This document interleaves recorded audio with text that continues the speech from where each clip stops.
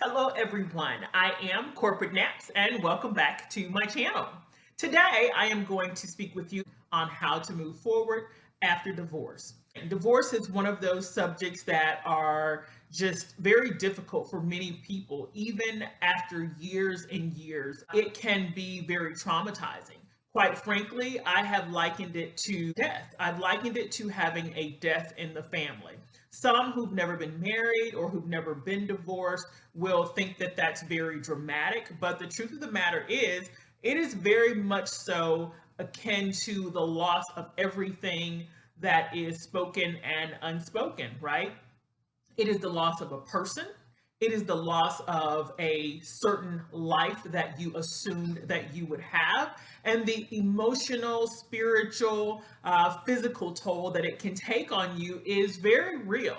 So, I wanted to just come to you guys to give you what I consider to be 6 of the main steps, and there are many more, but 6 of the main steps to move forward after divorce. I think it can be applied to both genders or to all genders. However, this is targeted specifically to women. So I'll just jump right in so that this isn't any longer than it needs to be.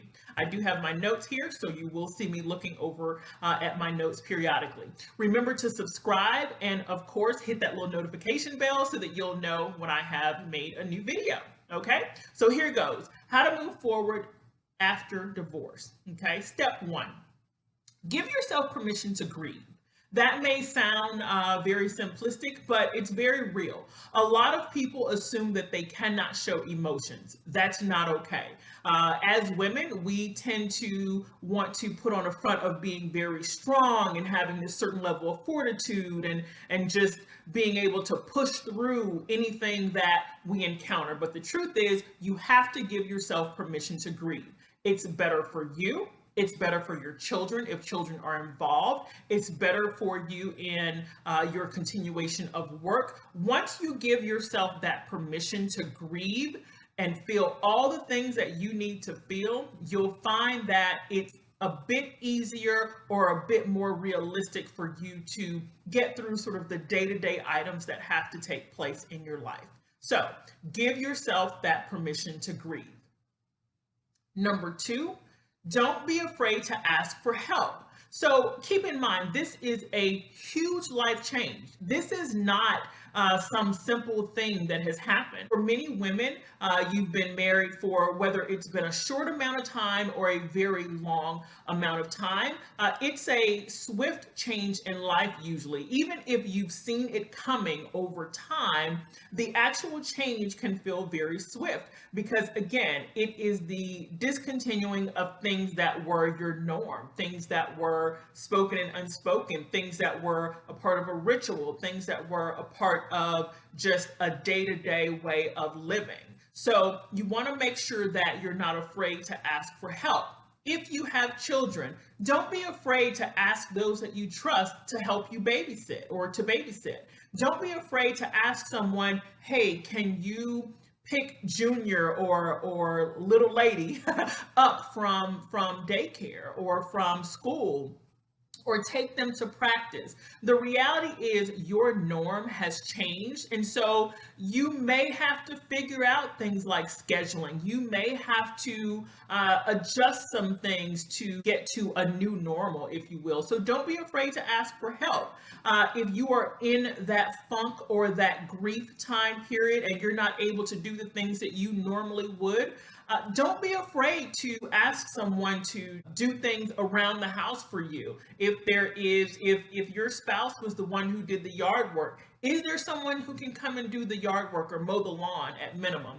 Is there someone who can quite frankly cook if you need to cook, especially if you have children, for yourself as well. But if you have children, if there's someone who can cook or have something delivered to you, whatever that looks like, don't be afraid to ask family members and close friends for help. The third item would be spiritual and professional guidance. I would probably put that at the very top of the list, but let's be honest, when we are in that place of grief, the only thing that we know to do is to feel that, right? And so the idea of going out and seeking help is sometimes on the back burner, and it's unfortunate, but it's true.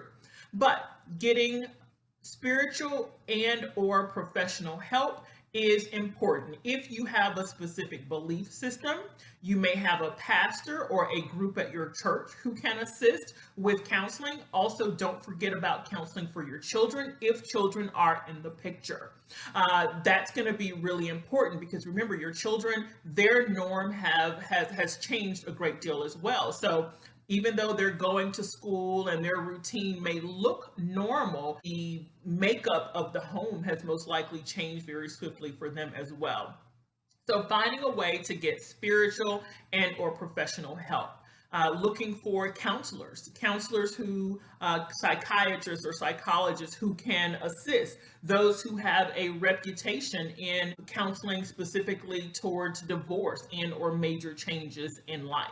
Okay, so that would be the third one, spiritual guidance, spiritual/professional guidance. Number 4 would be take time for yourself.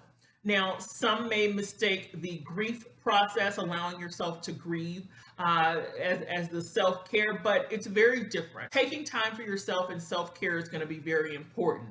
That may mean, quite frankly, going to a park. That may mean going for a walk or signing up for a yoga class. It may mean going outside in your backyard and reading a book.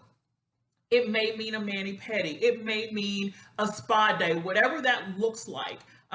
Take time for something to help you, to take time for something to allow you to rejuvenate yourself, to assist you in coming back to your norm. And a lot of times, just that quiet, that not having all of the extra of, the noise of the television, the internet, work, all of those things playing in your ear, in your mind while you're going through this difficult time, washing all of that away can really be beneficial. So self-care, whatever that looks like for you, you know what that thing is that rejuvenates you or brings you back to who you really are.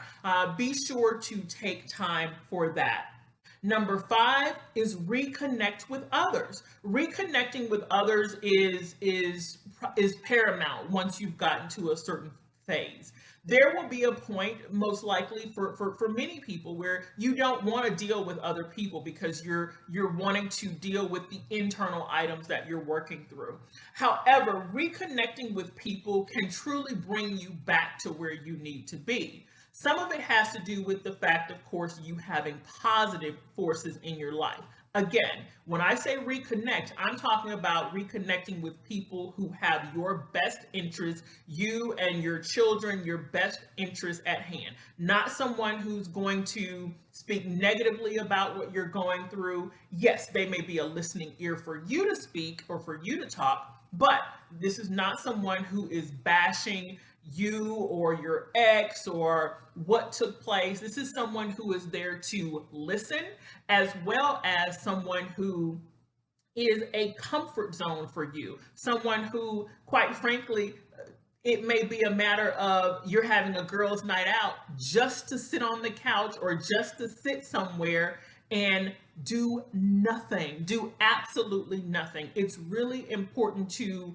decide what that is. One day it may be, or one weekend it may be getting out and going to listen to some live music. I don't know, right? The next, it may be sitting on the couch with a glass of wine and just looking at movies, whatever that looks like for the individual. One thing that I would recommend against, however, when we get to that reconnection phase is be careful if you're trying to jump back into the dating scene very quickly.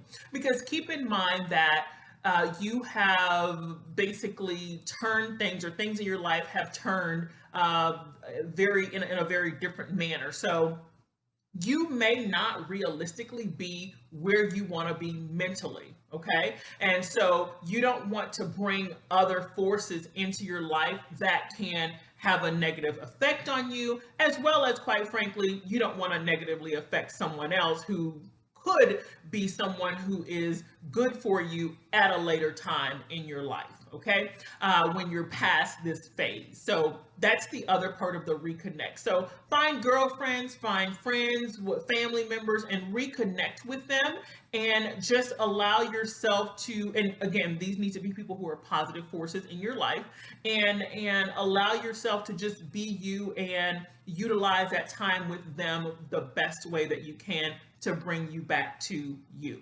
And the last one, number 6, is to make a solid plan. What I mean by making a solid plan is from a financial perspective, from how you will now schedule things with your children when they are with you, assuming there may be some type of legal custody scenario, how you will, quite frankly, have time for yourself, all of the things that essentially become a huge change in your life. You want to try to map those things out and make a plan. If you travel a great deal for work or travel at all for work, what does that mean planning wise for your children? Who is going to be the person that you will call on, the person 1, 2, 3, because you may need a backup plan when you have to travel for work that can keep the kids and keep them on schedule, all of those things. So be prepared to make a solid plan. That's essentially it. So one of the things that I want to make sure that you know about these 6 is they are truly in no particular order. You want to ensure that these things are taking place, but they can all be happening at the same time, as well as you can sort of put them in a sequential order. I wanted to make this very short and to the point. If you like these types of videos, definitely let me know, and I am more than willing to expound on various scenarios. But again, I wanted to get something to you guys. It's a hot topic, and we have women who are going through this, and for lack of a better way of putting it, they don't know what to do other than internalize it and assume that they are alone, and that just is not the case. So if you know of anyone who is going through a divorce or who's been through a divorce, be sure to send them this video. This is Corporate Naps, and I hope you guys have a great day.